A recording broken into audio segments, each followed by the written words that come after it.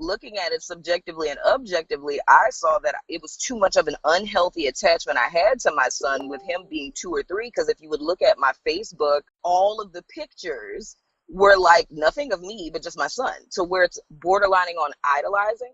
You know what I mean? So it's like once I started in college, it gave me the opportunity to actually build a sense of self. Because I was like, wow. Because, you know, initially when I went to undergrad, I went for, of course, psychology and sociology.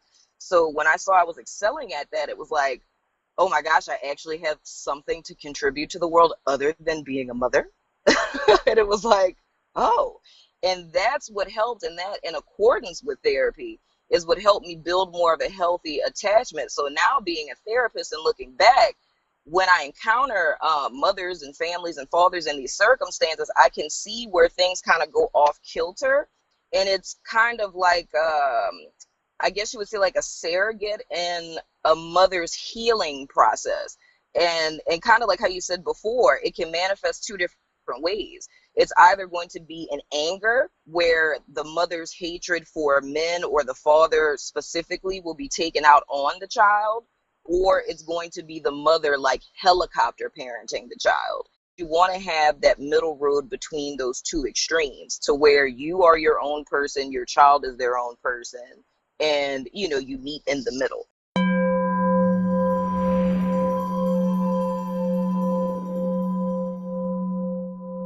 For questions, comments, and to show your support, visit us on the web at afroempath.com. All right, we're recording. Beautiful. Hello. All right. Yeah. I'm excited. You all set, Len? You good? Yeah. So I think I might have like maybe touched on this topic before, I'm not sure. I'm not an expert in this, but I just kind of through my meditations, I've, you know, felt like I guess my like Indy, you know what the solar plexus chakra is, right? And so you know what it feels like when somebody's drawing from that, right? Oh yeah, totally. And I felt my mother drawing from that energy of my like masculine, you know, like my masculine energy. You know what I'm saying? And so I made a podcast about it called it was something like the energy vampirism of empathic children. Oh yeah. So I didn't know this was a thing. So I don't know. I think Len's been seeing some of my podcasts, and I think it kind of related to some of his stories. So he's the one that kind of brought this topic, you know, to me to do. So I want to know, like, I guess I'll start with Len, if you would, in your own words, what is spousification? Spousification. So coming from a family systems point of view, you got mom, dad, children. So dad is in the system. It creates a vacuum, right? So usually the oldest boy steps up into that vacuum to replace the male energy, so to speak. But no one talks about how the girl child steps up into that energy. You know, so the spousification is, you know, now mom turns to, in the case of the boy child, mom's turning to the boy child as a confidant, as a go-to, you know, those kinds of things that are reserved for a husband. Mm-hmm. And this begins the spousification part, because it was never meant to be. So spousification is in its purest form an emotional incest, because mom should be with a man her own age, mm-hmm. in her own generation and all that stuff. You don't turn to your kids. You turn to, you know, somebody your own age. I got you. Let me ask you this, Len, personally. Like, has this impacted you personally, or is like what is your affinity to the topic? It indirectly, because my dad did split, and my mom's focus was on me, but her focus was her anger towards men. So how it impacted me is that she took it out on me. I got all kind of beatings, and you know, you name it, she hit me with it. Yeah. I ran away from home. It got so bad. I'm like, look, I'm tired of you whooping my ass. I mean, to go into survival mode at age 10, that's not cool. Yeah. And I remember the cops picked me up and took me to a shelter, and got back with her and said, hey, you can't be hitting on your damn kid like that. So I stayed in the shelter for a minute, and then when she got her shit together and they came and got me. So yeah, all of her. Anytime here's how it impacted me. Anytime you internalize a parent that you're bonded to, whatever that parent's issues are will become your issues. You will be seduced by those issues. So my mom didn't like men. So if you look through my phone book, even now, you look through my phone, the majority of the folks on my list are women. I got about maybe 5 or 6 guy friends. The rest are all women, probably 50, 60. Because I carried her hatred. And so if it hadn't been for my grandfather, who validated it, when I looked into his eyes, what came back to me was that I'm okay, that every part of me is okay. And I credit him for saving me, because honestly, and I've given this some thought over the last month or two, if it hadn't been for my grandfather, I honestly think I may have been gay. Mm-hmm. I honestly think that. No, I agree. There was nothing. There was nothing. I mean, I'm emulating my grandpa. If it hadn't been for him, then because my mom had this hatred towards men, I started learning to hate half of who I was, and that's the deep part. Like, damn, I don't even like me. Yeah. And so that internalized voice. I remember saying some shit to my daughter. I said I would never say to a kid, and it came right out of my mouth. And I couldn't reach out and snatch those words out the air. And I said it's because I had internalized my mom, which is some really deep shit. But, gotcha. No, that's good. And so I know where this kind of fire for the topic comes from. And how about yourself, India? How would you describe it? And what is your affinity to the subject? Is it personal, or is it just in terms of the work you do as a therapist? It's in terms of the work that I do. And I would say, I wouldn't say personally, like directly me, but I think in my healing process, it's something that had to be confronted because I ended up eventually writing a book about this, because I swear everything I go through in life, I just write a book about it. Mm-hmm. But it's like with my son's father and I not being together, it's a process that women go through, and it's kind of like a transference in a sense, where it's almost an idealization of what a single mother is supposed to be.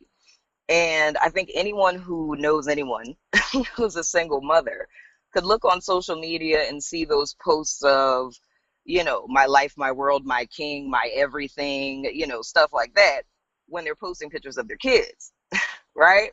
Mm-hmm. So at first glance, when you think of that, you don't necessarily think there's anything inappropriate about it.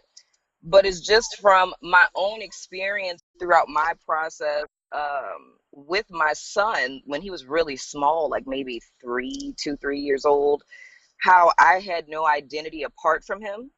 And it's like my entire life literally was him in a sense. And it wasn't until I went back to college that I started seeing a separation between him and I, right?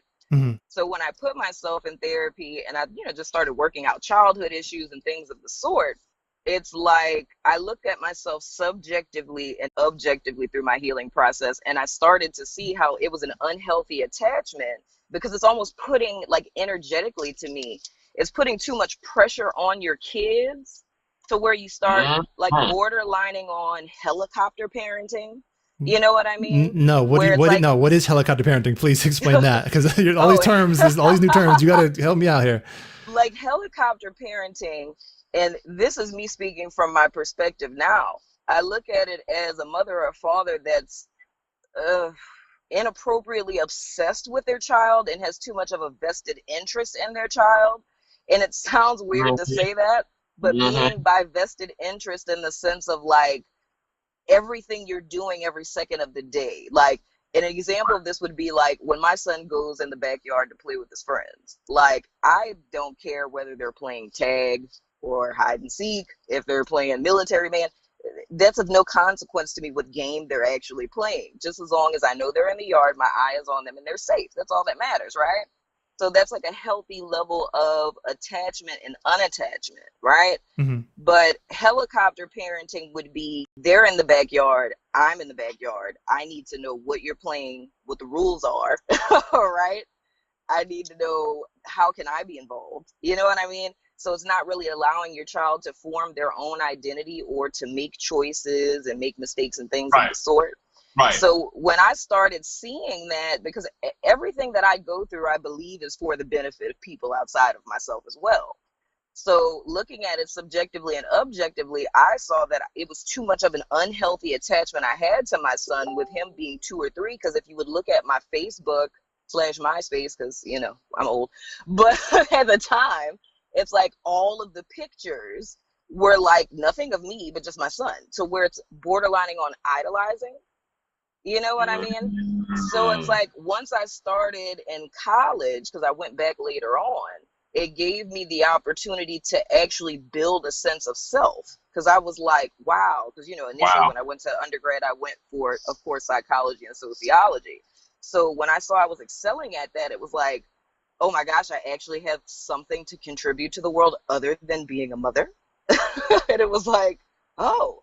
And that's what helped, and that in accordance with therapy is what helped me build more of a healthy attachment. So now being a therapist and looking back, when I encounter mothers and families and fathers in these circumstances, I can see where things kind of go off kilter.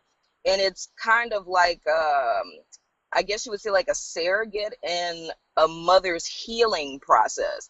And kind of like how you said before, it can manifest two different ways. It's either going to be an anger where the mother's hatred for men or the father specifically will be taken out on the child, or it's going to be the mother like helicopter parenting the child. And I always say that the key, because everything is, in other words, the healthy path is always the lesser between two evils, because helicopter parenting is not healthy. And then, you know, full on abuse and neglect clearly isn't healthy. But you want to have that middle road between those two extremes, to where you are your own person, your child is their own person, and, you know, you meet in the middle, in other words. Gotcha. Let me ask you this, India. Like, how I'm going to ask you the same question, Len, after, but like, how do you think it impacts, because right now we're speaking a lot about mothers, you know, but how do you, and I'm sure that's probably the most common example, but how would you say this would impact a female child, if you could? Well, usually my experience with of how it's affected female children is usually with father figures. I find with mothers and daughters, and I can't say in totality, like literally just speaking from my own experience, the only thing that I ever see between mothers and daughters, it's more of that energy vampirism. It's more of like a negative, jealous competition kind of energy. I've rarely, if ever, seen it manifest with mothers and daughters in a sense of where the daughter is like taking a parental role, other than it being like a codependency, where there's a mother that the daughter is inadvertently taken care of because of an addiction or something along those lines.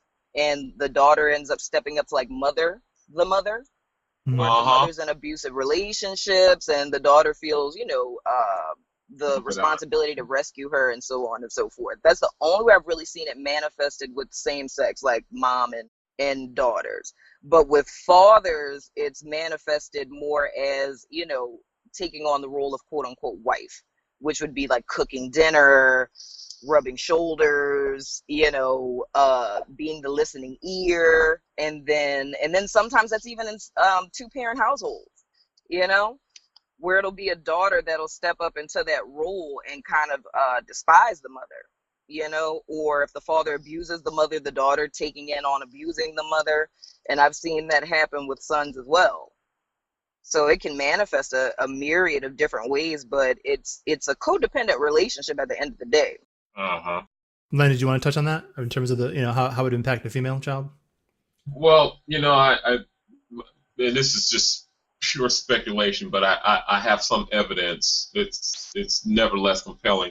I think it is probably the source of lesbianism. One way of how you get there. And the enmeshment, the no father in the system is the oldest. Usually, it's the oldest girl who steps up into that vacuum, and the enmeshment kind of takes place, and mother can sometimes live her life vicariously through her daughter, especially if the daughter's prettier. She's going to be popular in school. She's going to have all these attributes that the mom didn't have. So I understand that the helicopter thing in that, for when it's mother and daughter, if the daughter, is pretty, for instance, the mother just becomes obsessed and overly involved in her life, telling you how to date these kind of boys and what to look for, and there have even been case studies in which the mother was trying to tell the daughter which boys to go after, which ones were worth the time to go after, that kind of thing. Living vicariously through the daughter, you're saying? Yeah, it can be. And so what happens is that, daughter's got an X and a Y chromosome, so she never fully embraces the masculine side, and becomes, she winds up managing her mom's feelings. And so, I gotta, how's my mom feeling? If mom's down, she's tending to her. It's inappropriate, and it shouldn't be taking place, because mom needs to turn to somebody else. And especially if mom doesn't have any activity, she doesn't have anything else going on, and the daughter's the sole focus, and the daughter feels responsible. And so the daughter learns how to matter by taking care of mama. That's how she matters. And so when that goes, and all this stuff comes out, when that daughter goes into a relationship, that's when all this stuff kind of hits the fan. Very true. Gotcha. So, am I assuming right that this is typically between like a parent and a sibling and their child, or can it be between siblings? I'm going to say this kind of emotional incest, because I swear I've seen it happen with my own sister. She's technically a half sister, but like I think she took on some of my mother's characteristics in terms of how she treated me. Because like you said earlier, with your mother being angry at your father, my mother had the same thing. She like. When she'd get mad at me and beat me, she'd be like, you remind me so much of your father, that type deal, my sister was probably a baby, probably still soaking this up in this energy of how to treat me or men or whatever. But like, it's later on in life, I found my sister doing some kind of emotional vampirism stuff too, where she had lost her father. Her father died, and I'm not sure, why the dichotomy was like that, but like, I felt her again, trying to draw from my energy, like for the father that she lacked in her life, so it was like, I had my mother doing it to me, and then I had my sister doing it to me. You know what I'm trying to say? So it was like, I think it might be learned behavior, Yeah, I think it depends on the family dynamic, honestly, because when we talk about like systems theory, like that's the whole premise of systems theory, is the fact that a family dynamic in essence is like your AC unit in your house, so it's a difference between first order changes and second order changes. Your first order changes within the system is going to be like your AC unit being set to 76 and making sure that homeostatic state of 76 is maintained. So in most families, that's going to be the dysfunction. So every part within the system is going to do a little bit more or a little bit less to ensure, like make those first order changes to ensure that proverbial 76 is maintained, right? Yeah. Now, when we're talking about second order change, that's when the system is completely disrupted. And that's the only way we can get out of, 76 entirely, which means creating an entirely new system. And that's where, if you look at it from a therapeutic perspective, like, usually when you're thinking of family issues, you want to go with the dynamic itself and family therapy, but of course that's not usually the case. Most people are going to be resistant to that. It's like, I'm not the one with the problem, you are, Of right? course, of course. So more often than not, people are going in individually, but I always encourage clients that if you make those changes within the self and you have to stay in that system, then it's like you have, yeah, it's difficult, but you have the power to literally come in and create second order change, because the entire system is going to have to recalibrate in order to match this major shift that has occurred, right? So, but that's why it's like the battle that you're really fighting against is because it's almost consciously and subconsciously the entire family is in on maintaining that 76. And that's really what you're battling against. So when you talk about siblings, as well as with the parental figures, everyone is quote unquote in cahoots. So, you know, the parents will mirror the children and so on and so forth, and the siblings mirror each other to each other. Right. Yeah, the homeostasis is important, because once you go back into the system, they want you to play your role. Right. Well, what do you mean you went to that therapy? No, we don't care about that. We want you to go back to being who you were so that we can maintain this homeostasis. Exactly. And that even relates to schizophrenia, because that's where systems theory started getting popular, was in the studies into schizophrenia, is that people who were paranoid schizophrenics, when they were taken out of their family system and put into like asylums, it's like their symptoms would lessen. And it wasn't until they were put back into the family system that they would start having episodes again. So that says a lot. Yep. Everybody takes a role. Wow. But I feel like a lot of that relates to the fact that there's a lack thereof of knowing, and that's what I find in my work, whether it's men and women in relationships, like dating, marriage, parenting, and kids. It's the fact that the standard of what a healthy relationship looks like, no one knows what that is.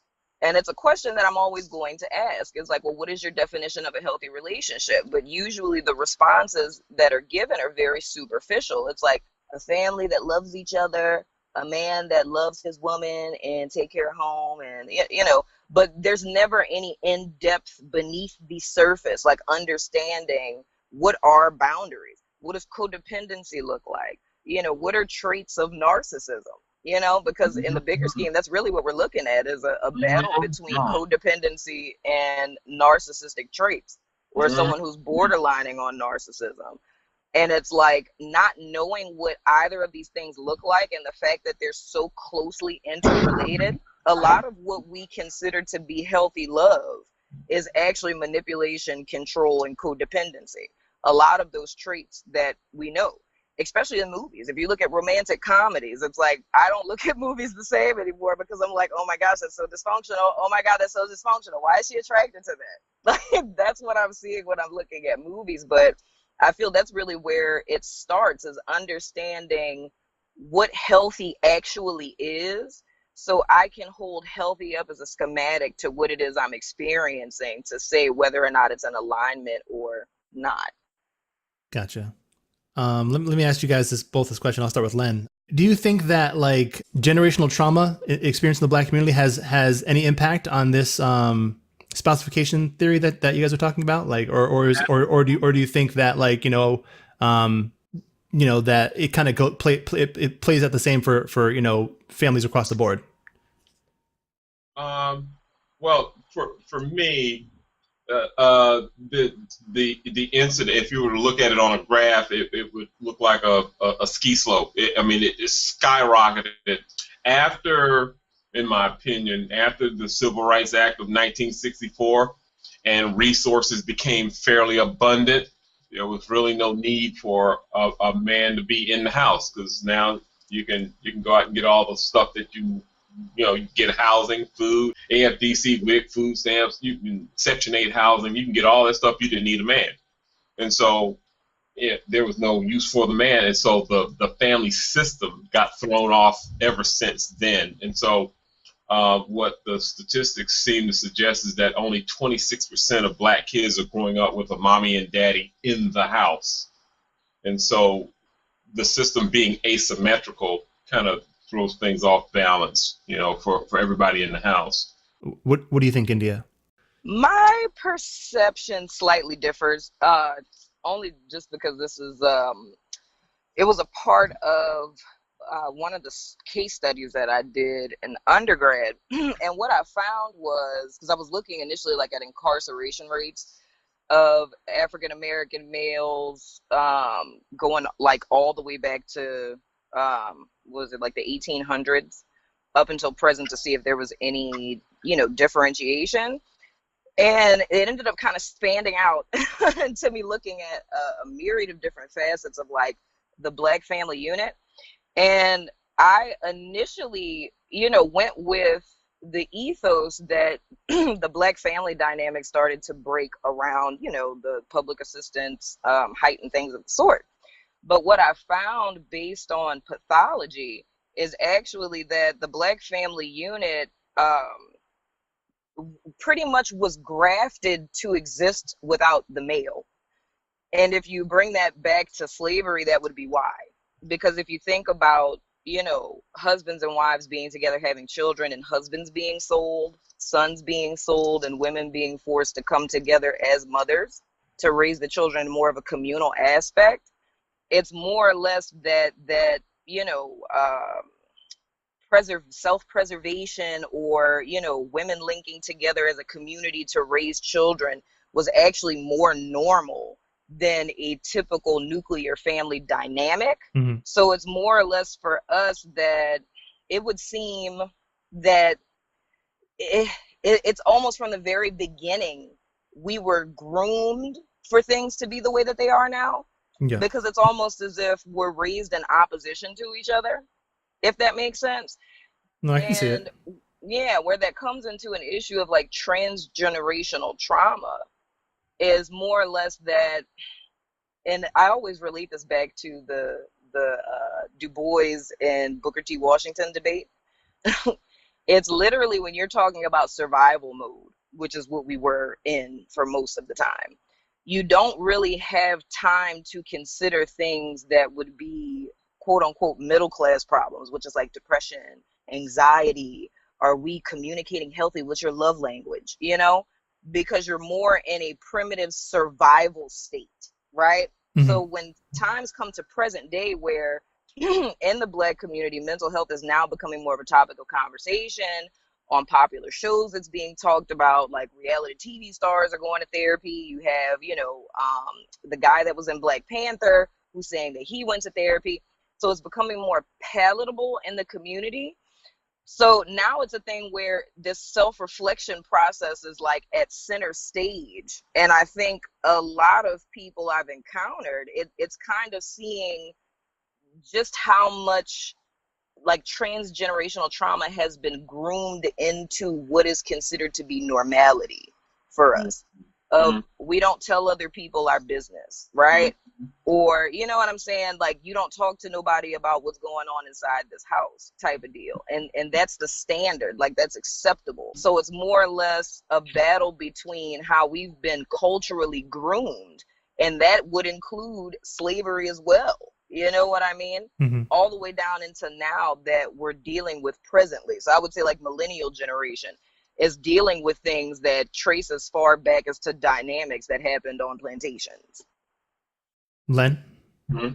Well, I could write a book on secrets in Black families. Part of the intergenerational stick-to-itiveness is this secret that's in the family, and the irony is that it isn't a secret; it's a conspiracy of silence. And, yes, absolutely.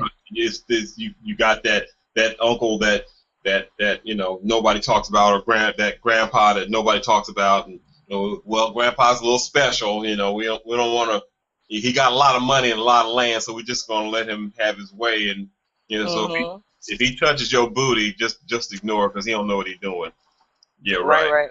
So that kind of keep this stuff inside the house kind of deal is, you are as sick as your secrets. And so Absolutely.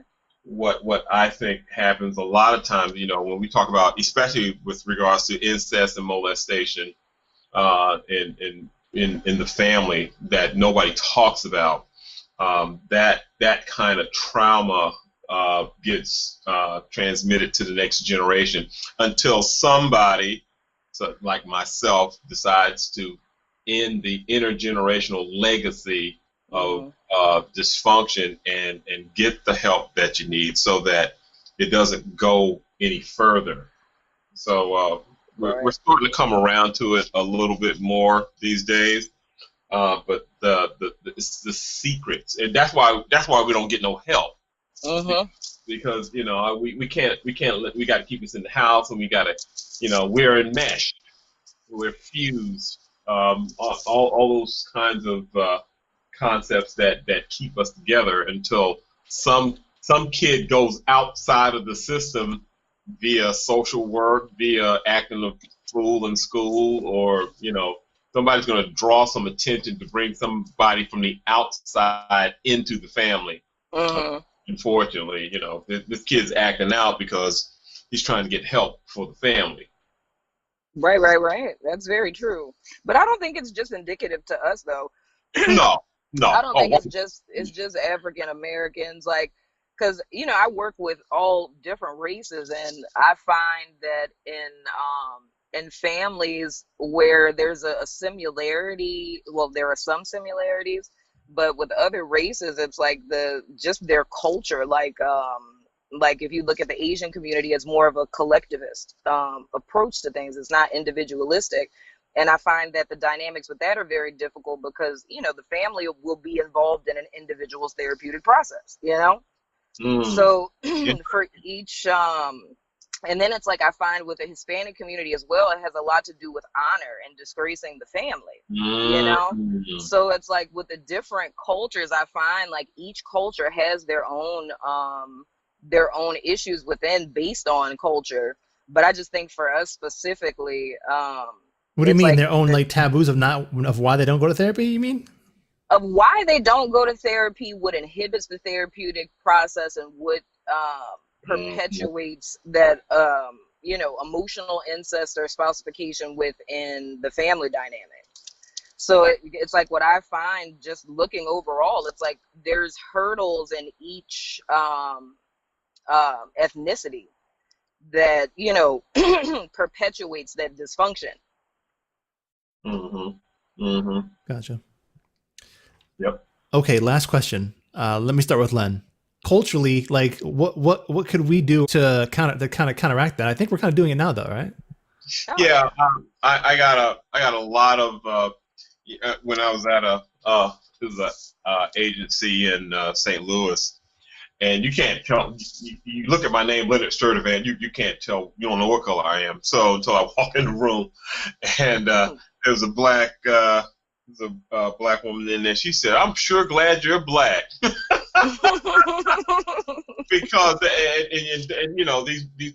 these white therapists put out some bullshit research talking about we're just as effective as black therapists, and that's not true. It's far from true. The energy's different, the culture is different, the language. In terms of what? In terms of healing black families, you mean? Yeah, I think so personally. Yeah, I know. I agree. I'm just wondering what the topic was of in terms of getting help. Mm-hmm. It helps to see somebody who looks like you to deliver. Mm-hmm. All my doctors are, and you got to really go out your way. All of my physicians are black. My eye doctor is black. My foot doctor is black. My internal medicine person is black. I mean, all because black feet are a conundrum, aren't they? Not for me. I'm not with you. Go ahead. Go ahead. Oh, that's funny. Go ahead, Len.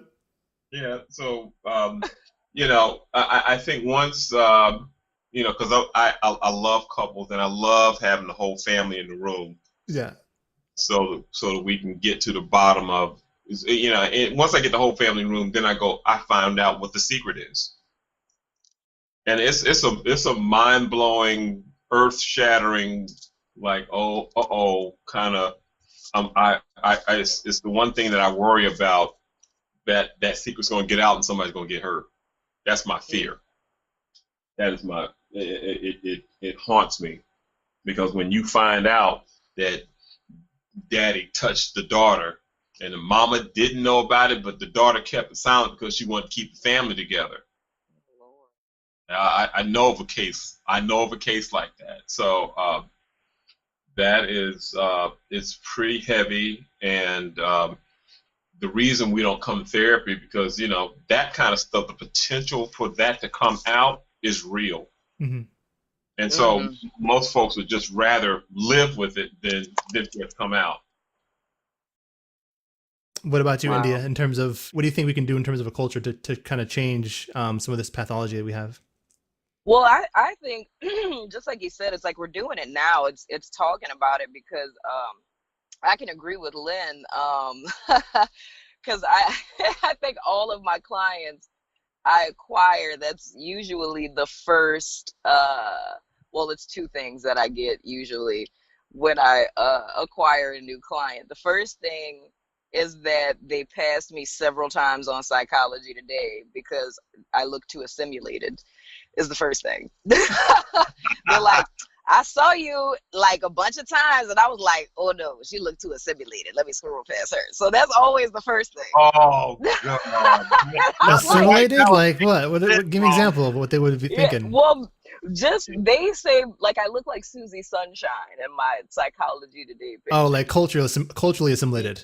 Yeah. Gotcha, so this is like from other Black women. Uh-huh. So it's the thought of like, she not gonna understand the struggle. You know Gotcha. what I'm saying? Understood, and yeah. it's like, girl, I know you tripping, right? But it's the second thing is them telling me past experiences, which is something that was drilled into my head when I was in graduate school, even though, it didn't quite sit right with me because, one of the requirements for us is we have to take a course on multicultural counseling, right? And they pretty much have like a section on each race, and it's like the section on African Americans is like 2.5 pages. Yeah. And I was like, it's like, how you know the whole struggle in 2.5 pages? Yeah. I'm just trying to understand.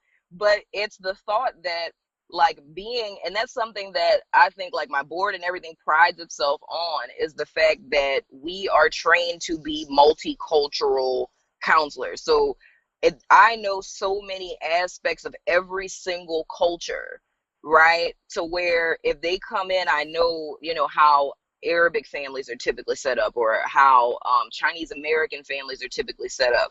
But does that mean I know their experience? No, it doesn't, right? Mm-hmm. So it's the same thing with me. Like I'm technically, qualified and credentialed to counsel someone who was in the military, but I've never been in the military.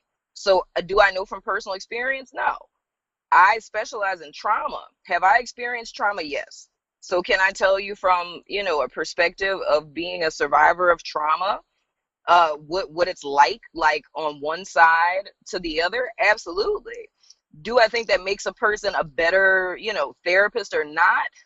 It depends on the individual, right? Mm-hmm. But I would say like, when it comes to, a lot of my clients' experiences, it's feeling more comfortable with a person that looks like you on the other side of the room. Because of certain things that I can even say, being a Black woman is just certain things that you won't understand unless you've been there. Yeah. Right? Mm-hmm. And I think that's the connection that a lot of my Black female clients find with me that they haven't found with other therapists, is the fact that, I'm fairly young, and it's someone who understands you, that's familiar with the things that you're familiar with, that knows that with every single issue we face in life, there's a whole nother dynamic to it behind the curtain. And I say that that's most prevalent with self-esteem with Black women, because when we're talking about self-esteem, this isn't just, I don't feel pretty. My daddy didn't tell me I was pretty growing up. It's like I'm dealing with women who have that in conjunction with the fact that being highly successful, well-degreed, well-educated, being a high earner, that you have Black males that don't like you because your skin is too dark. And that's a whole nother realm of self-esteem that I don't think everyone would really understand. It would perplex someone who has never experienced it, but colorism within the Black community is real, and that does affect self-esteem. So to really get to the point of the question, I really feel that how we challenge these things is by coming together, having these conversations, and promoting people to seek assistance from mental health professionals, as well as encouraging each other within our own friend groups. Gotcha. Beautiful. Len, Princess India, I want to thank you guys both for your time, your energy, and your insight, and hopefully we can do this again sometime soon. Okay. All righty. All Thank right. you. Peace. Bye.